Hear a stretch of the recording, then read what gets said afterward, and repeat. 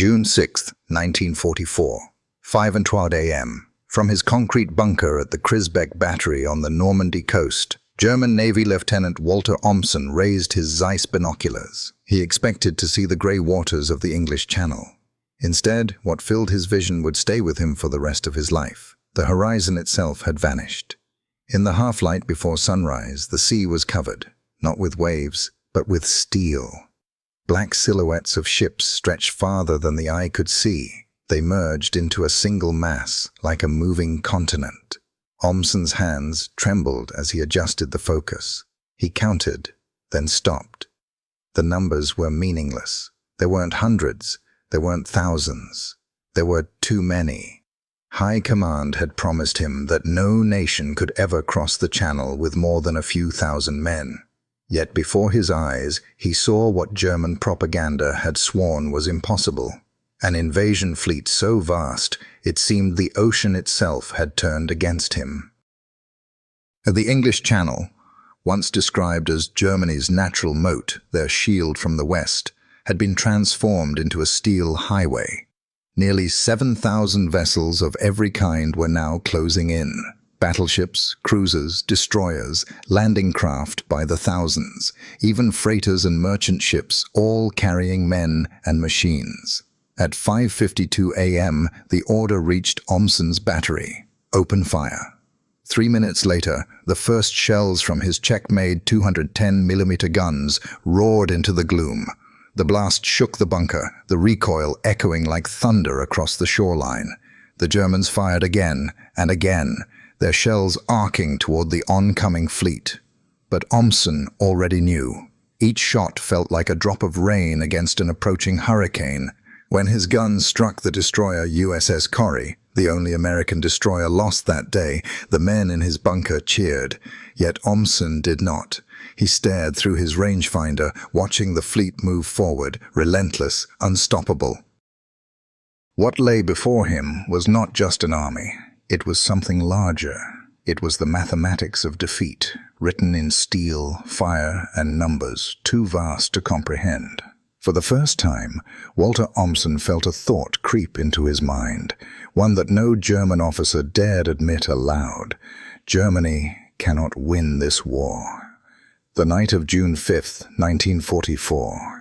In the quiet fields of southern England, young American paratroopers of the 101st Airborne gathered in the dark. The air was cold and damp, their breath visible as they checked each other's gear. Some tried to hide their nerves with jokes. Others sat in silence, clutching small tokens from home. A photo of a sweetheart, a cross on a chain, a lucky coin. In one corner, a lieutenant poured hot coffee into tin cups. The men added sugar tablets and chewed on Hershey bars that came in their rations. Sweet chocolate and caffeine, fuel for a night that none of them would ever forget. One soldier laughed nervously, saying, "We're jumping into France with sugar in our veins." Across the Channel in Normandy, German soldiers also prepared for the night, but their rations were far different. In a cold bunker along the coast, a 19-year-old private broke a piece of black rye bread so hard it scraped his gums. He sipped ersatz coffee, a bitter, grain-based substitute that had become standard in the Reich after real coffee disappeared years earlier. There was no chocolate, no sugar, just the taste of scarcity. The contrast could not have been sharper. On one side, young Americans fed by a nation of abundance, carrying radios, chewing gum, and pockets full of cigarettes. On the other, German conscripts enduring the 5th year of war, surviving on bread and imitation coffee, convinced by propaganda that America was weak and divided. At 11:00 p.m., the first engines thundered to life in England. Hundreds of Douglas C-47 transport planes lined up on grass runways, their navigation lights winking in the darkness. Paratroopers climbed aboard, each man weighed down with 70 pounds of gear, rifles, ammunition, grenades, even small radios. The smell of fuel and canvas filled the cabins. Inside one aircraft, Private Jack Thompson from Ohio leaned his head back and whispered a prayer. Across from him, his buddy grinned and shoved another piece of chocolate into his mouth. "If I don't make it," he said, "Don't waste the Hershey bar in my pocket." Laughter rolled through the cabin. It was nervous laughter, but it steadied their hands. Back in Normandy, Lieutenant Walter Omsen at the Crisbeck Battery read the weather reports. Heavy clouds, rough seas. High Command had assured him there would be no invasion. He allowed himself to believe it. After all, who would dare cross the Channel in such conditions? But at that very hour, the sky over Normandy began to hum. American paratroopers, more than 13,000 of them, dropped into the night. They landed in fields, hedgerows, and villages, their parachutes glowing faintly under the moonlight. Some missed their targets. Others scattered far from their units. But they were there. The first sign that the impossible invasion had already begun. For the Germans in their bunkers, it was a night of confusion. For the Americans in the air, it was a night of destiny. Two worlds, two armies, heading toward the same dawn. And as midnight turned to morning, the stage was set for the greatest invasion in history. 5:55 a.m., June 6, 1944. Inside the thick concrete of the Crisbeck Battery, Walter Omsen gave the order. His men shoved massive 210mm shells into the breech of their Czech-made cannons. The steel doors shook as the first thunderous blast split the morning air. The shells whistled out over the Channel, disappearing into the haze toward the oncoming armada. For a brief moment, the German soldiers felt pride. They were the first to open fire against what their commanders had promised would be a small invasion force. Each man believed his gun might tip the balance of history. Through the smoke and fire, Omsen raised his binoculars again. The first salvo fell short, geysers of water rising harmlessly among the leading ships. Another round, then another. One shell finally struck home, slamming into the American destroyer USS Corrie. The ship lurched, flames ripping through its deck. German gunners shouted with joy. A kill, a destroyer sunk. The men slapped each other on the back. For a heartbeat, it felt like the Atlantic Wall was holding. But the celebration was short-lived. Out on the horizon, the vast fleet kept moving forward. 7,000 ships did not stop because one destroyer burned. Battleships and cruisers adjusted their aim, their turrets turning slowly like giants awakening. And then the reply came. The sea itself seemed to erupt. Shells the size of small cars screamed through the air. Each impact shook the earth beneath Omsen's bunker. Chunks of concrete broke loose from the ceiling, dust filling the air. One sailor ducked and crossed himself as the entire structure groaned under the bombardment. Outside, the ocean was lit by muzzle flashes from hundreds of Allied guns. American warships, the USS Nevada, USS Quincy, and others, unleashed firepower the Germans had never imagined. It was as if the entire industrial might of America had focused its rage on this narrow strip of coast. Omsen steadied himself against the observation slit. What he saw chilled him more than the shells raining down. No matter how many shots his men fired, the fleet simply absorbed the blows. It was like trying to stop a flood with a handful of stones. For the young gunners inside the battery, the morning's cheers turned into silence. The thunder of Allied naval guns drowned out everything.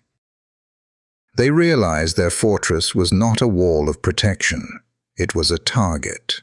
And yet, the real storm had not even begun. On the bluffs above what the world would later call Omaha Beach, a 20-year-old German machine gunner pressed his face against the cold steel of an MG-42. His name was Heinrich Sau.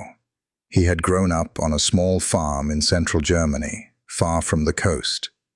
Until the army shipped him to Normandy, he had never once laid eyes on the ocean. That morning he finally saw it. But it wasn't the ocean. When Heinrich looked out from his firing slit, there was no water, no horizon, no endless blue. There was only gray steel, a wall of ships stretching to infinity.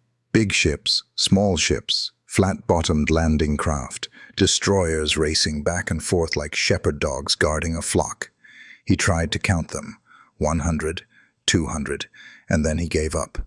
The numbers didn't matter. The Channel was gone. In its place was a moving city of war. His stomach knotted.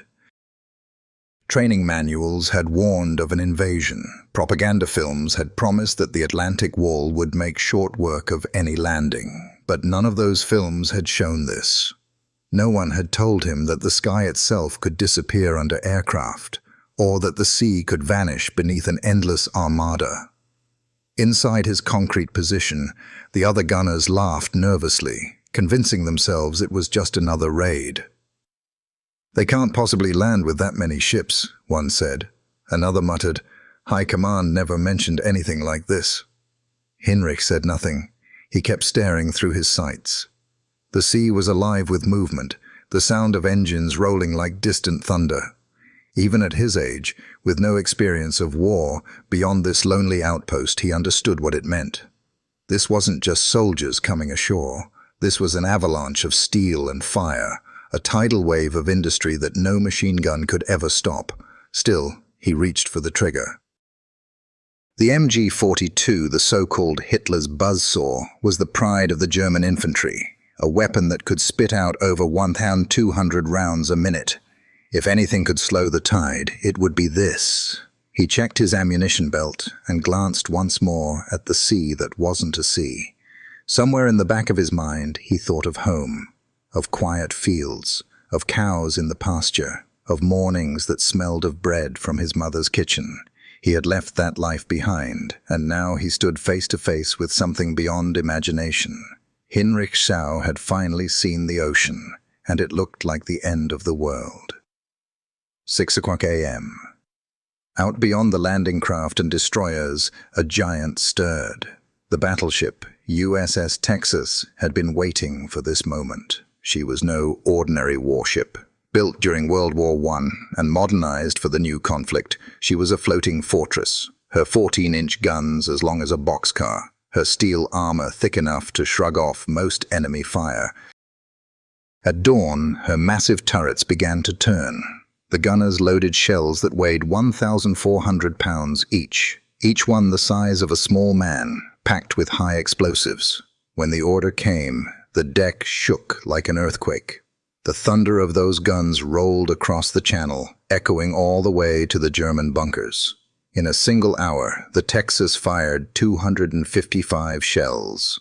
That was 178 tons of explosives hurled toward the French coast in just 60 minutes. To put it in perspective, a full German artillery regiment often held less ammunition in its entire reserve.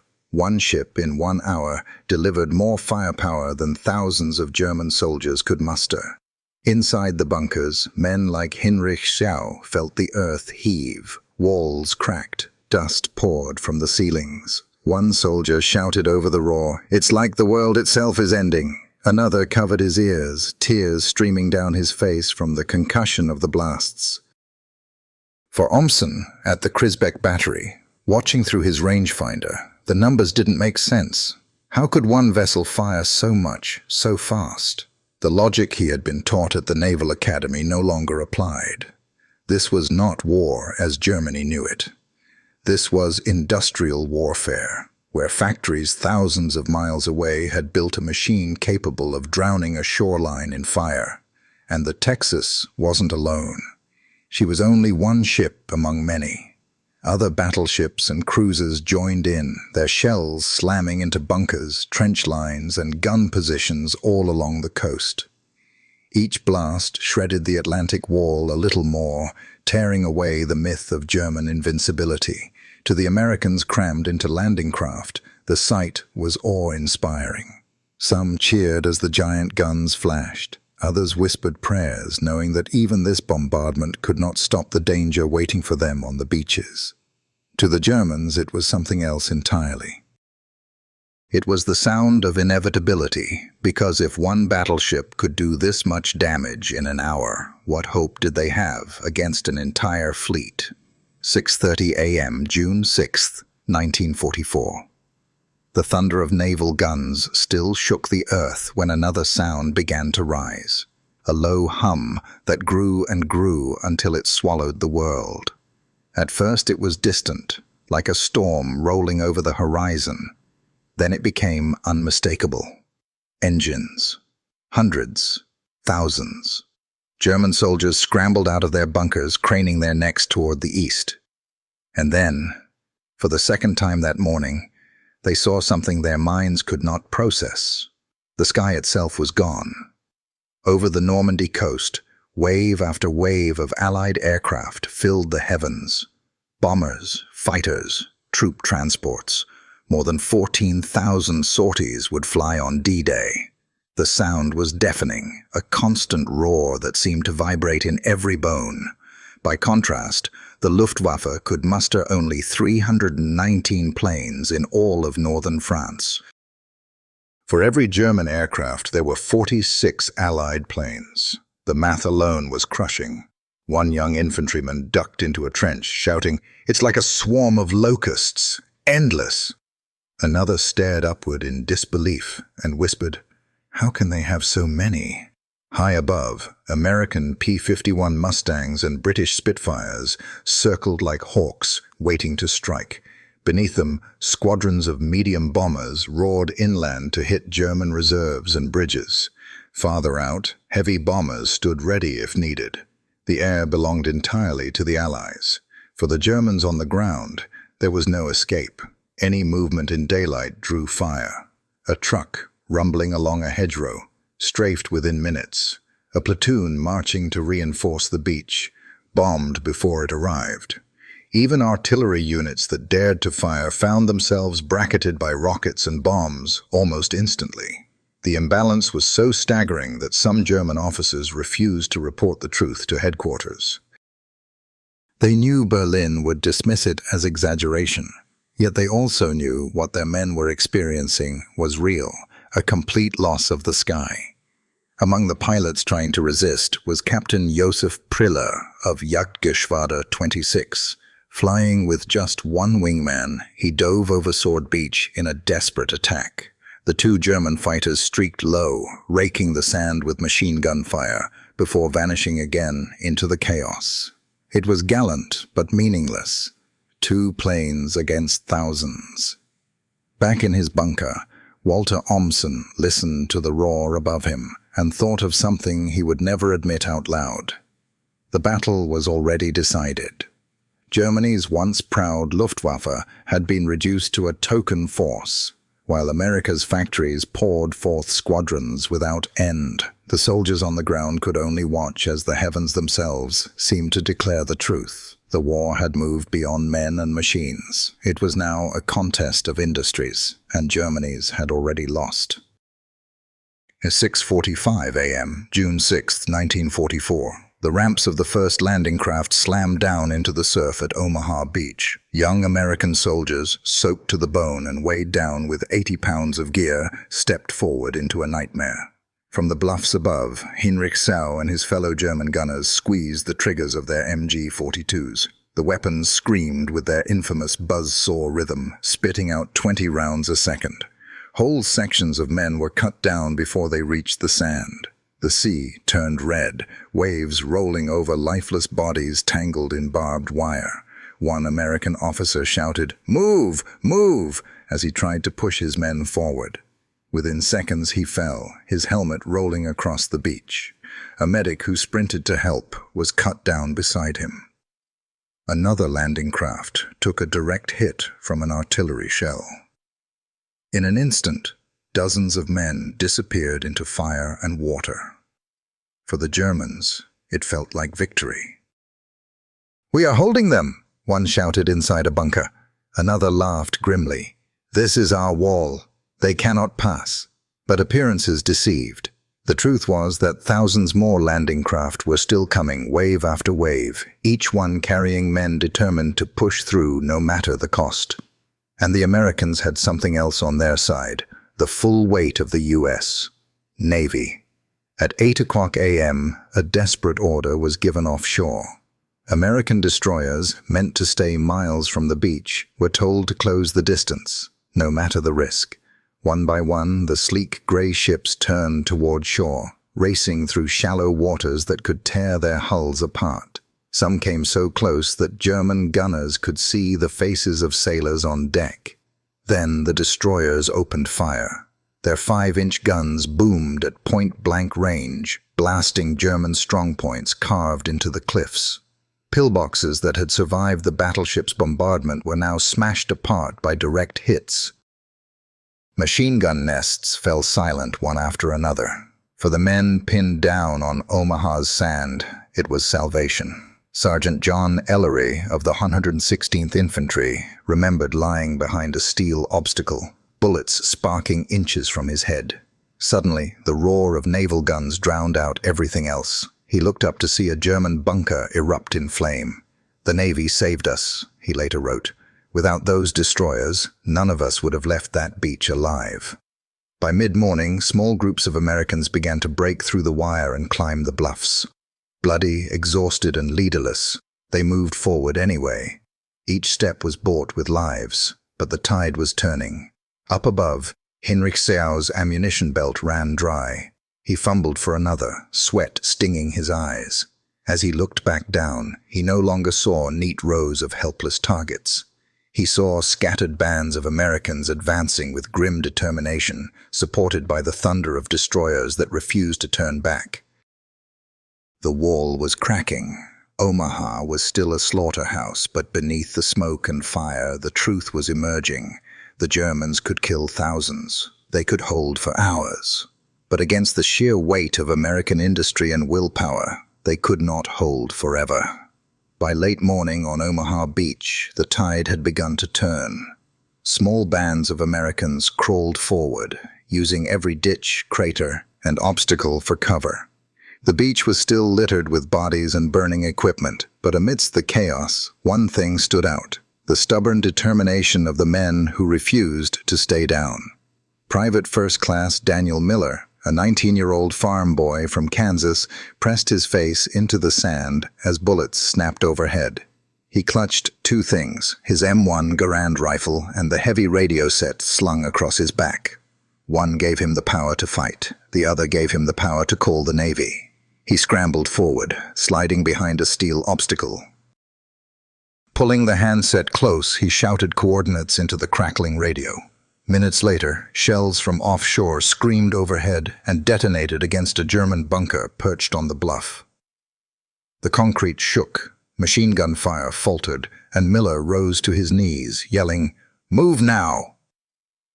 That combination, rifle and radio, was what made the difference. The German Kar 98K bolt-action rifle was accurate but slow. One shot, then a pause to reload. The American M1 Garand fired semi-automatically, 8 rounds as fast as a soldier could pull the trigger. General Patton once called it the greatest battle implement ever devised. On Omaha, it proved him right. In the middle of the killing ground, Sergeant Charles O'Reilly fired shot after shot, his Garand barking back at the German guns. "We didn't think," he later recalled. "We just kept firing and moving. One more step. One more yard."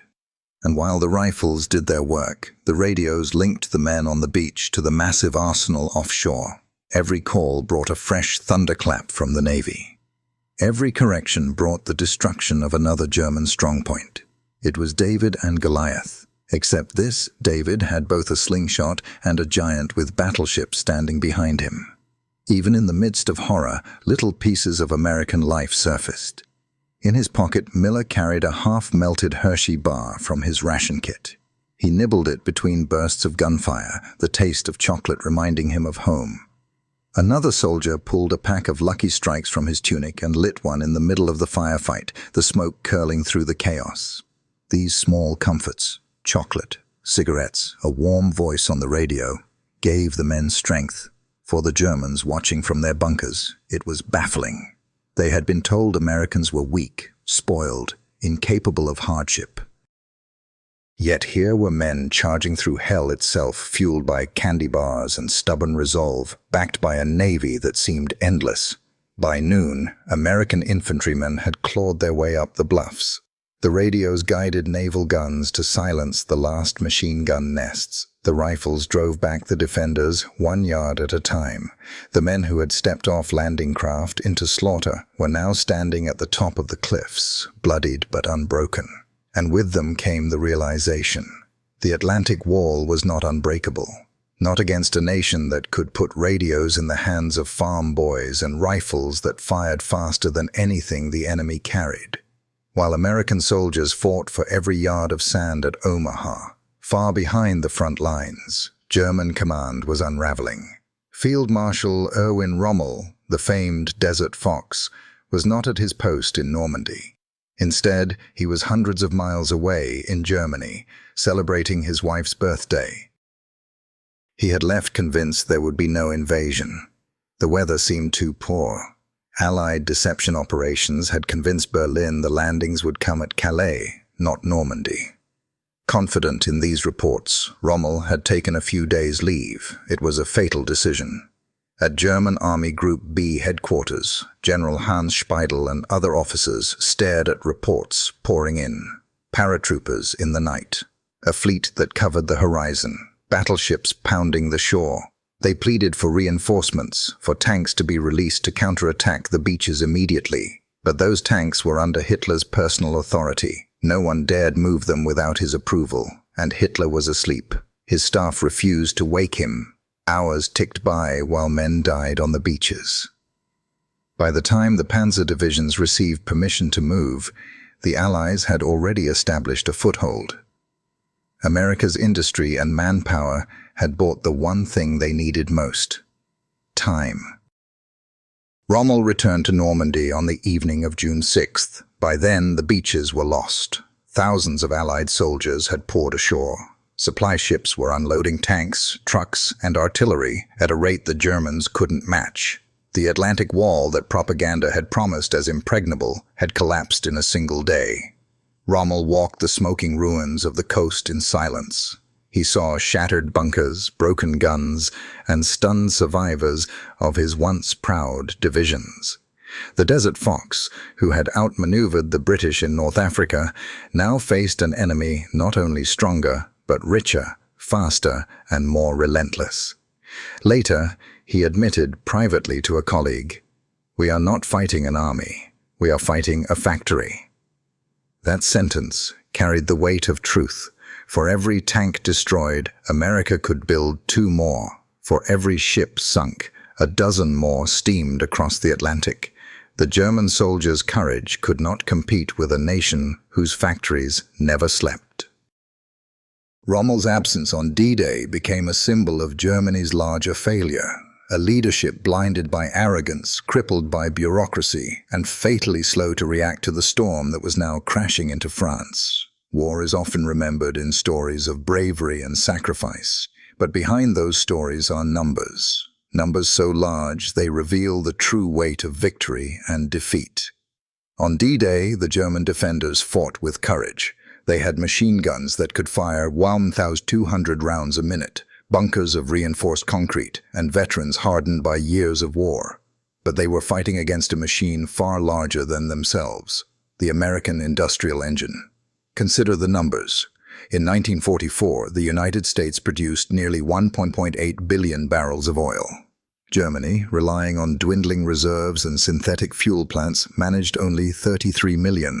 Oil is the lifeblood of war. Without it, tanks cannot move, planes cannot fly, and ships cannot sail. From the start, the balance was hopeless.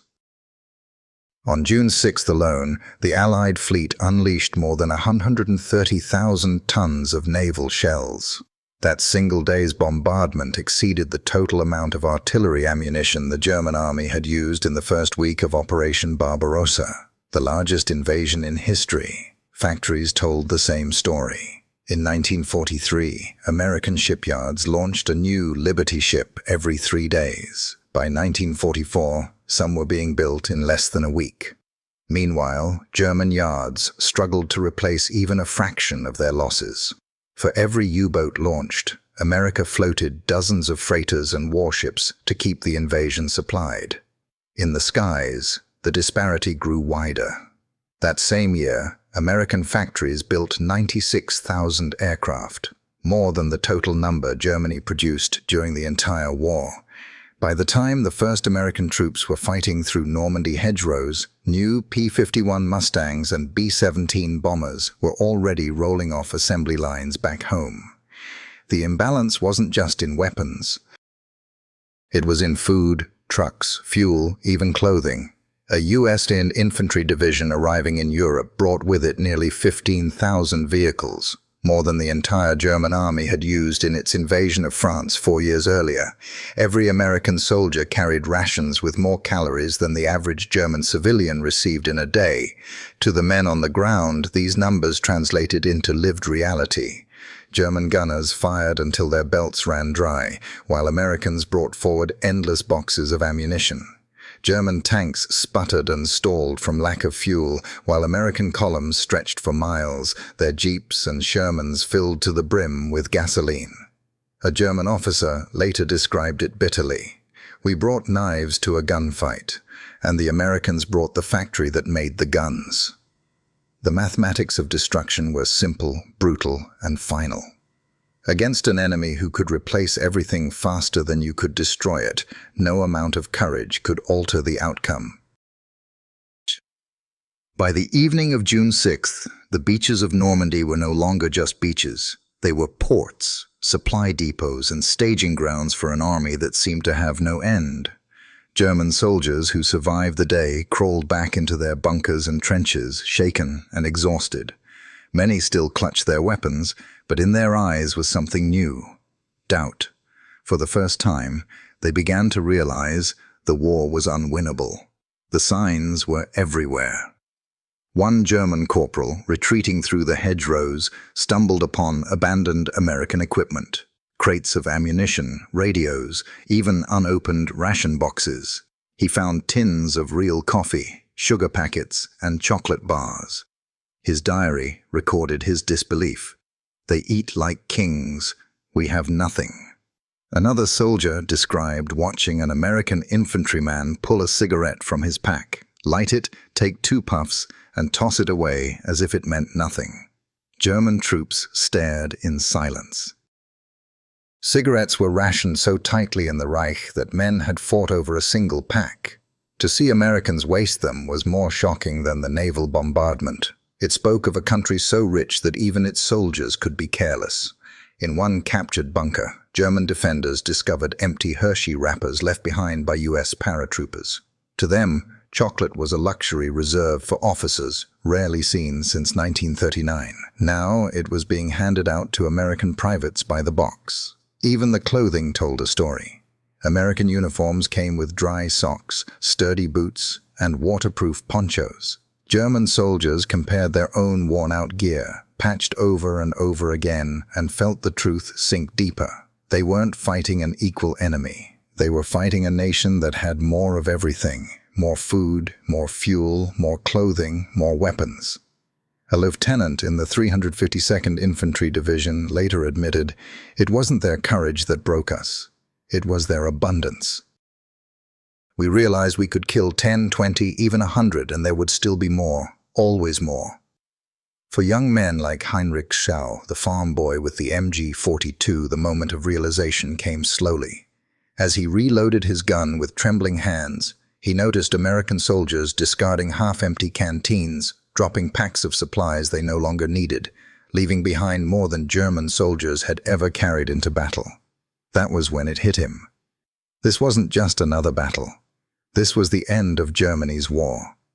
The Atlantic Wall had crumbled not only under bombs and shells, but under the weight of a truth too big to ignore. America's industrial power had turned the tide, and no soldier could stand against it. As the sun dipped low over Normandy on June 6th, the battlefield lay in ruins. Smoke drifted across shattered bunkers. The beaches were littered with wreckage: twisted landing craft, burned-out tanks, and the bodies of young men from both sides. Inside what was left of the Crisbeck battery, Lieutenant Walter Omsen sat on a broken steel chair, his binoculars still hanging from his neck. That morning he had been the first to spot the invasion fleet. He had fired the first shells at the sea of ships. Now, 12 hours later, he stared out at the same horizon, and he knew. The fleet was still there, larger than life, unstoppable. Landing craft continued to pour men ashore. Trucks and artillery rolled off ramps as if the beaches were already ports. American engineers were building roads before his eyes, turning sand into supply lines. What had begun at dawn as chaos was now an organized machine, unfolding with ruthless efficiency. Omsen closed his eyes and thought back to the moment when the USS Corrie went down. For a brief second, he and his men had believed they could win. But then the battleships had answered, and the sky had filled with bombers, and the truth had crashed down on him harder than any shell. Germany could not stop this. Not with bravery. Not with clever tactics. Not with Rommel or Hitler or any commander shouting orders from a map room in Berlin. What stood before him was not just an army of men. It was a nation's industry, its wealth, its endless factories turned into war machines. Later he would write, "We realized that day we were not fighting soldiers. We were fighting America itself, its factories, its workers, its endless resources, and no wall of concrete could stand against that." For the Germans who survived, June 6th was more than a defeat. It was a revelation. A day when they saw with their own eyes that the war was already lost. For the Americans who fought through fire and blood to climb those cliffs, it was the beginning of the end of tyranny in Europe. And for history, it was the day the Atlantic Wall and the illusion of German invincibility crumbled forever. If you've made it this far, I'd love to hear your thoughts. What part of this story struck you the most? Share your reflections down in the comments. I read every single one. And if you believe stories like this deserve to be remembered, please give this video a like and subscribe to the channel. That way you'll be with us as we uncover more untold moments of World War II, stories of courage, sacrifice, and the hidden details history books often leave behind. Thank you for being here. I'll see you in the next story.